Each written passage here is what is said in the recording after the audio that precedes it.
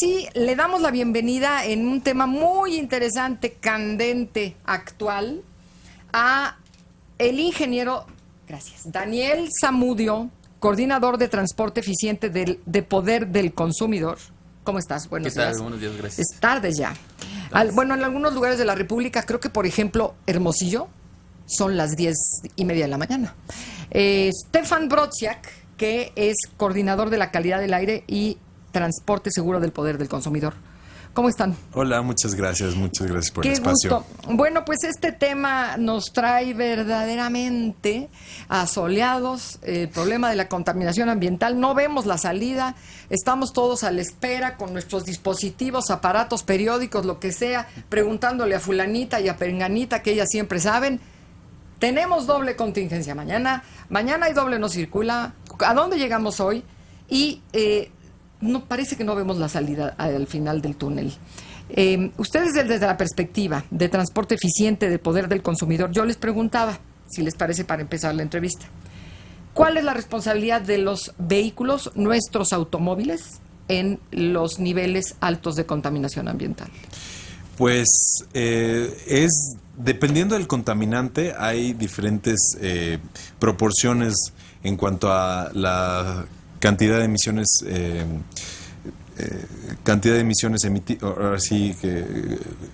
liberadas por los diferentes modos de transporte, ¿no? Por ejemplo, en cuanto a las partículas ultrafinas, se ha visto que cerca del 80% de las partículas ultrafinas, estas que generan rigidez en los pulmones y causan tantos estragos y muertes en la población, el 80% de estas partículas están emitidas por el transporte pesado, ¿no? Y en cuanto a los algunos contaminantes que son precursores de ozono, el 90% están emitidos por el sector transporte en general, mucho de ello por el transporte particular, estamos hablando cerca del 50%, ¿no? Y sí, entonces esos son, digamos, para unas cosas el transporte pesado en términos de partículas ultrafinas, y para otras cosas el ozono, la carga está más puesta en el automóvil particular, en la flota ligera. Ok, ahora en una página que me está mostrando Stefan Brodziak, que se llama aire.df.gov.mx, que yo lo sigo creo que en Twitter, por cierto, me está haciendo una serie de explicaciones, hay gráficas, etcétera, y yo le preguntaría al ingeniero Daniel Zamudio, ¿qué es peor? ¿Los niveles altos de ozono o los niveles altos de partículas suspendidas?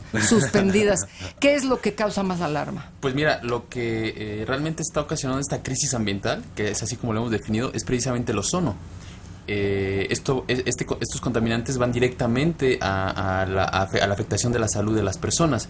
Ya comentaba Stefan, una de las principales causas o resultados del ozono pues son aproximadamente 4,000 muertes anuales aquí en la zona metropolitana del Valle de México por enfermedades respiratorias asociadas a esta mala calidad del aire. Pero yo creo que es importante también comentar que esta crisis que estamos viviendo es el resultado de 30 años de malas decisiones, ¿no? O sea, este es el resultado de una política pública poco eficaz aquí en el Valle de México, y que también demuestra el Estado de México y el gobierno federal. Y me gustaría poner en la mesa 3 temas que sin duda son transversales para este tema de mala calidad del aire. Número 1 es, me parece que es el desarrollo urbano incontrolable, ¿no?, que se está viviendo en la periferia de la zona metropolitana. Cerca de 2 millones de personas en los últimos 10 años se han ido a vivir a la periferia, a municipios muy alejados del centro de la ciudad. ¿Eso qué quiere decir? Que las personas están viviendo más lejos, ocupan más tiempo para desplazarse a sus destinos, trabajos, y eso implica que la gente o está obligada a comprar automóviles, porque no hay una oferta de transporte público en estos municipios tan alejados. Estamos hablando de Cuautitlán Izcalli, Ojo de Agua, Huixquilucan. Son zonas en donde no hay una oferta pues segura, confortable, eficiente de transporte público. Es por eso que la gente está comprando más autos. En el Valle de México entran 250,000 autos nuevos cada año aquí en circulación.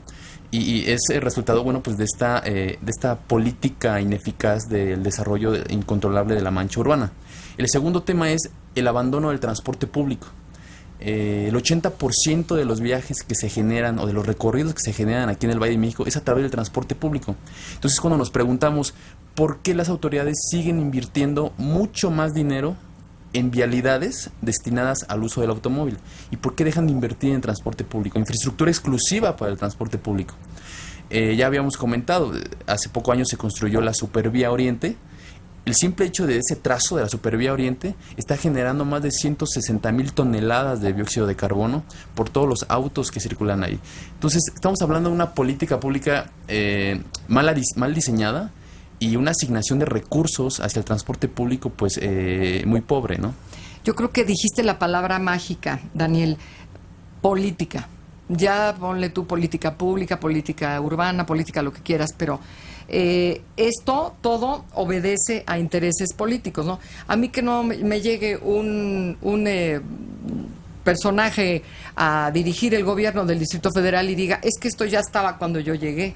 Eso a mí me parece una salida tan simplona y tan fácil, porque si tú estás aspirando a un cargo de ese tamaño, de esa responsabilidad, es porque sabes cómo están las cosas cuando llegas. Y porque crees que puedes hacer algo. Entonces es muy sabrosito eso de decir, es que así estaba, ¿no? Porque tiene muchos años que está así. No, perdóneme, señor, pero hay muchas cosas en las que sí, la responsabilidad usted la asume al asumir el cargo. Entonces, estoy viendo que en el Foro sobre Contingencia Ambiental, Movilidad y Colapso Vial, varias organizaciones de la sociedad civil, especialistas, se reúnen y dan propuestas. ¿Qué propuestas? Porque vamos a sacar algo positivo en vez de quejarnos como en todos los programas, ¿no?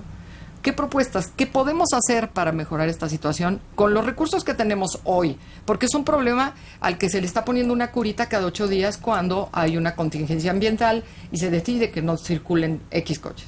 Es una curita. Claro. ¿Qué hay que hacer? Uno de los ponentes de este foro fue el especialista Iván Islas, y él puso como ejemplo varios casos que están sucediendo ya en Estocolmo, en Londres y no recuerdo la otra ciudad, pero hablaba del esquema de impuestos verdes, de restringir ciertas áreas de acceso a los vehículos a través de impuestos, sobre todo en las zonas centrales, que sea más caro el accesar a esas zonas a través de un esquema de impuestos, y además estos impuestos que estén ya etiquetados para la inversión al transporte público y para la inversión hacia el transporte, hacia los modos alternativos de movilidad, ¿no? Estamos hablando de calles seguras, estamos hablando de infraestructura para los ciclistas, ¿no? Entonces, que puedan satisfacer de manera segura, de manera eficaz y de manera cómoda las demandas de movilidad de la población. Entonces, ese es uno de los esquemas que ha funcionado, que reducen las emisiones en las zonas centrales de estas ciudades. Han generado un fondo bastante gordo, digamos, para poderlo destinar a mejorar el transporte público, que es muy necesario. Es muy necesario fondear el transporte público, ver los mecanismos en los que esto se puede hacer, y además mejoró la circulación de los mismos automovilistas en estas zonas. Entonces, ese fue uno de los aspectos a resaltar que muy interesantes de esquema, que se podrían aplicar perfectamente aquí a la Ciudad de México. Ok. Ahora, nos vamos a ir a una pausa, pero antes les quiero comentar algo para que nos quedemos meditándolo en el corte y seguimos platicándolo. Yo siento que los mexicanos somos muy comodinos en ciertas cosas, me incluyo, ¿no? Ahorita está ya de manera inminente la temporada de lluvias, ha habido viento, y este tema, entre que vienen elecciones para dentro de unos 15 días, y entre el estira y afloja de que si yo fui voto por voto y lo que sea, se va a olvidar. Y este tema no nos va a volver a dar lata, porque las condiciones atmosféricas no van a permitir que se agudice tanto. Entiéndase la lluvia, entiéndase el viento. Y cuando volvamos el año que entra, a abril, a febrero, marzo y abril, entonces sí se nos va a volver a aparecer la bruja. Y entonces es cuando otra vez, no, sí, siempre sí, hay que hacer algo. Entonces, ¿cómo combatimos eso? Yo no es que esté de abogado del diablo, pero de repente siento que yo sí soy de las que no ve la salida al final del túnel. Estamos platicando con el ingeniero Daniel Zamudio, coordinador de transporte eficiente de Poder del Consumidor, y también con Stefan Brodziak, que es coordinador de la calidad del aire y transporte seguro del Poder del Consumidor. Sobre contingencia ambiental con el ingeniero Daniel Zamudio, coordinador de transporte eficiente de El Poder del Consumidor, y Stefan Brodziak, coordinador de la calidad del aire y transporte seguro de El Poder del Consumidor. Y me quedé yo con el comentario de que me parecía que una vez que terminaran estas situaciones críticas, que van a terminar porque la lluvia está por llegar, el viento, se va a limpiar todo, se van a llenar todos de baños de pureza y van a decir, ven, ya lo compusimos, etcétera, y se nos va a volver a ir un año y va a estar peor dentro de un año. ¿Por qué? Porque lo que hablábamos, ¿no? Hay más edificios, hay más automóviles, no sabemos qué medidas vaya a implementar finalmente el gobierno del Distrito Federal para resolver este asunto ya de manera más definitiva. Hay corrupción, esa también creo que es otra palabra mágica, corrupción, pero sobre todo lo que tú dijiste, transporte público. Creo que esa es la palabra mágica. ¿Cómo vamos a resolver esto? Y también decirlo, la responsabilidad de lo federal. Claro. Recordemos que la Ciudad de México es la séptima más contaminada de México.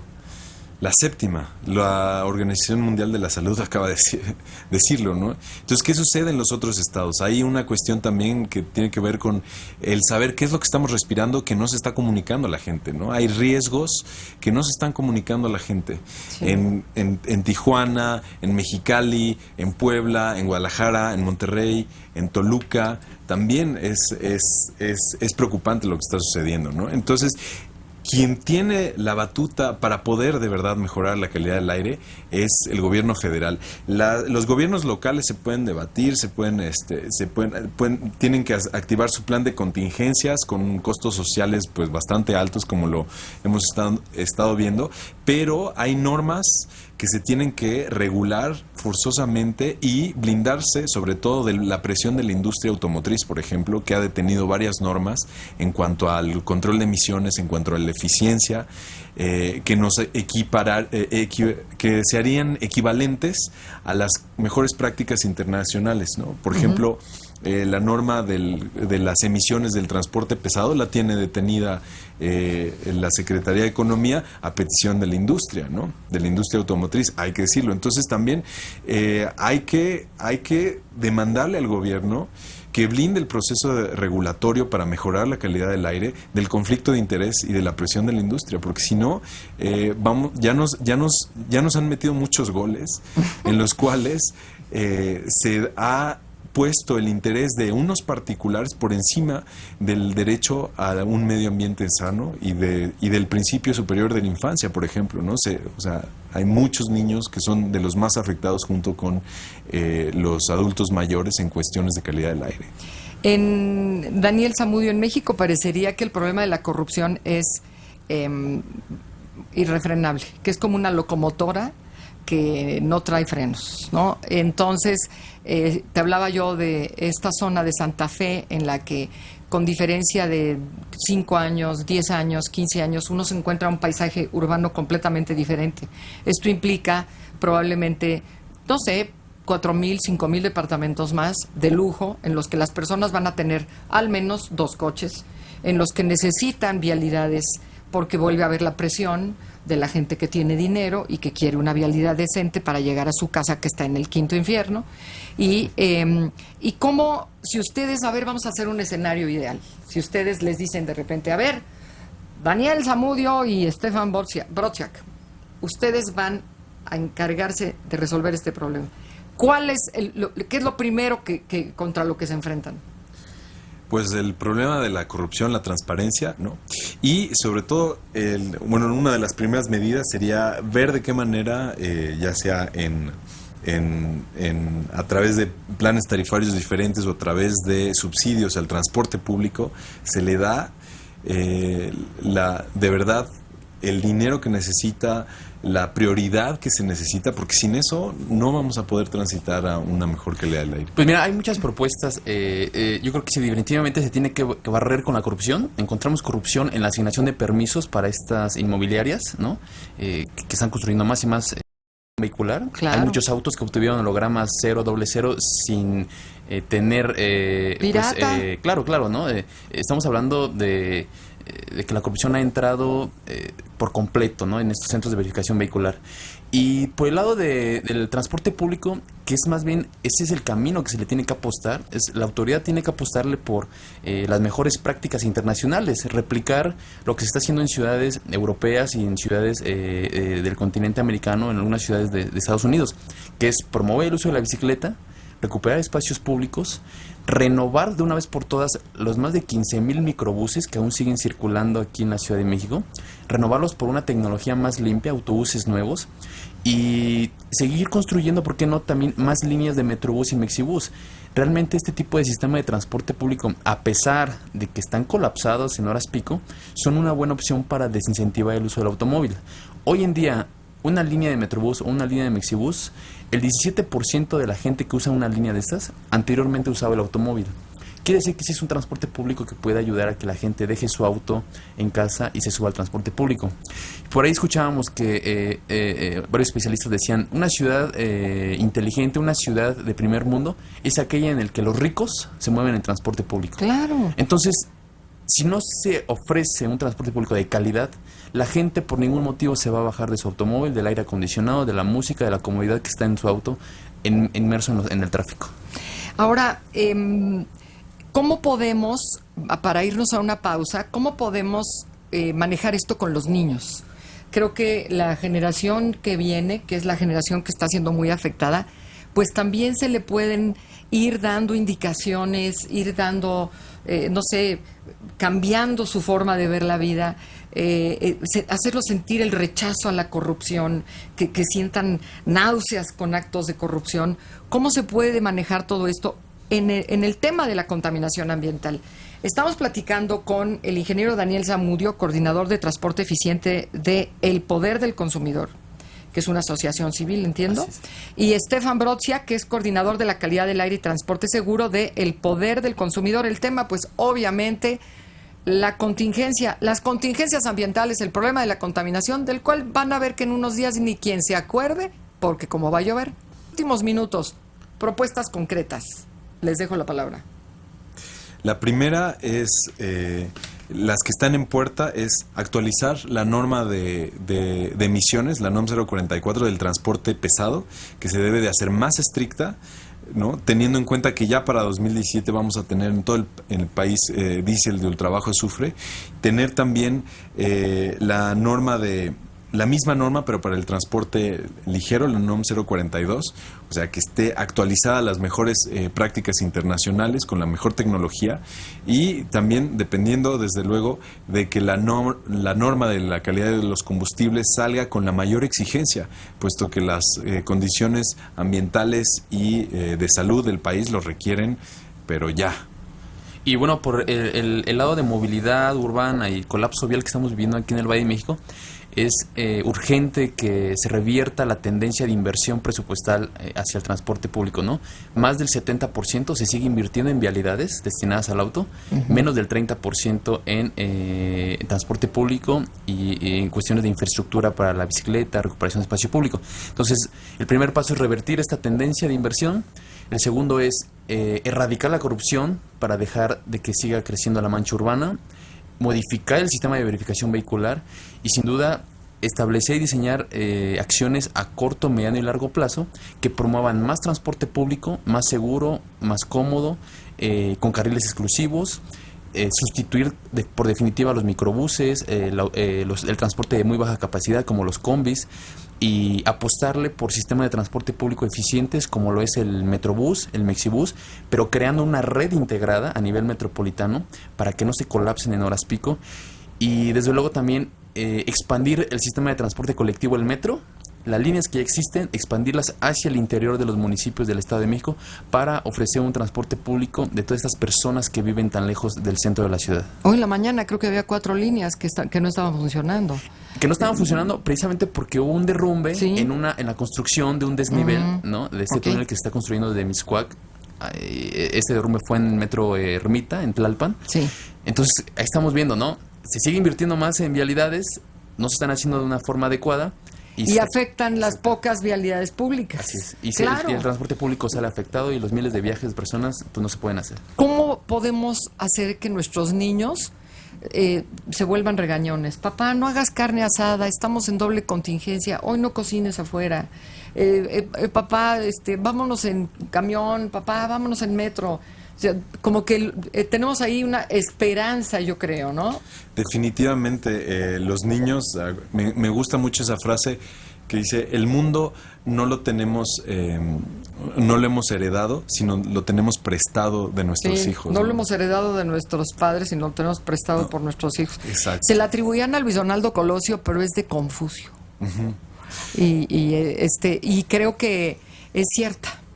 Sí, definitivamente tenemos que sensibilizarlos al tema de la calidad del aire, al tema de ellos tienen derecho a salir a jugar y por malas políticas y por un retraso en tecnología, en los combustibles, en Pemex, por un retraso eso, ahora los niños, su derecho a jugar al aire libre se está viendo restringido, ¿no? Claro. Entonces, decirles, esto pasa porque no lo hicimos bien y tú nos vas a ayudar a hacerlo mejor. Entonces, sensibilizarlos, empoderarlos y escucharlos también, escucharlos qué tienen que decirnos ellos, porque ellos también son las personas que nos van en el futuro a ayudar a mejorar también todos Y a estos reclamar. y a reclamar Por supuesto. el espacio Y con público, toda razón. un medio ambiente sano y la salud, el derecho a la salud. Ahora, yo sé que no tienen una esfera de cristal y que no son adivinos, pero en lo que nos queda de aquí a que se acabe, por ejemplo, el mes de mayo, ¿ustedes creen que nos espere otra contingencia, otro problema de agudeza de esta contaminación? ¿O podemos considerar que ya la hicimos porque ya empezó a llover o qué? Pues mira, yo creo que está en una balanza, ¿no? ¿Sí? Realmente, y qué pena que estemos dependiendo, ¿no?, de la naturaleza para Claro. poder estar pues sobreviviendo a este mal.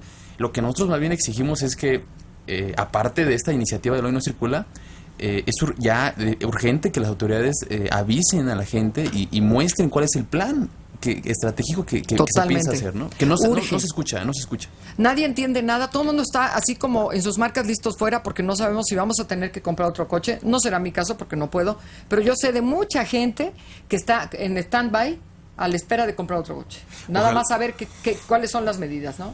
Ojalá. Es terrible. Sí, definitivamente, o sea, el Hoy No Circula no puede ser permanente, No. definitivamente, porque nos pasaría lo que nos sucedió en los 90s con Camacho Solís cuando se instauró de manera permanente y ¡pum!, el crecimiento del parque vehicular en la Ciudad de México. Entonces se tiene que tomar de manera muy limitada, de manera emergente, nada más para una temporalidad muy acotada, para que no nos vuelva a suceder lo mismo, y enfocarnos en desarrollar todos los otros temas que hemos tocado, ¿no? Que va desde el ordenamiento territorial, la norma para construcción, que no incluya tantos cajones, es absurdo cuántos cajones los están obligados los que construyen edificios a tener, ¿no? Induciendo al automóvil, y darle la prioridad a los peatones, a los ciclistas y al transporte público. Daniel. Y pues y mucho ojo porque estas fallas en la movilidad, estas deficiencias en la calidad del aire, pone en juego la competitividad de México. Estos problemas están afectando el 4% del Producto Interno Bruto Estamos a nivel muy nacional. atrasados. Entonces, si no se toman iniciativas o estas acciones de una forma ya pronta, va a haber más muertes y la competitividad a nivel nacional está en juego. Yo dejo 3 palabras: corrupción de las autoridades, los políticos que vuelven esto un rehén y la impunidad. Ahí estamos. Bueno, muchas gracias al ingeniero Daniel Zamudio, coordinador de transporte eficiente de El Poder del Consumidor, Estefan Brotzia, coordinador de la calidad del aire y transporte seguro de El Poder del Consumidor.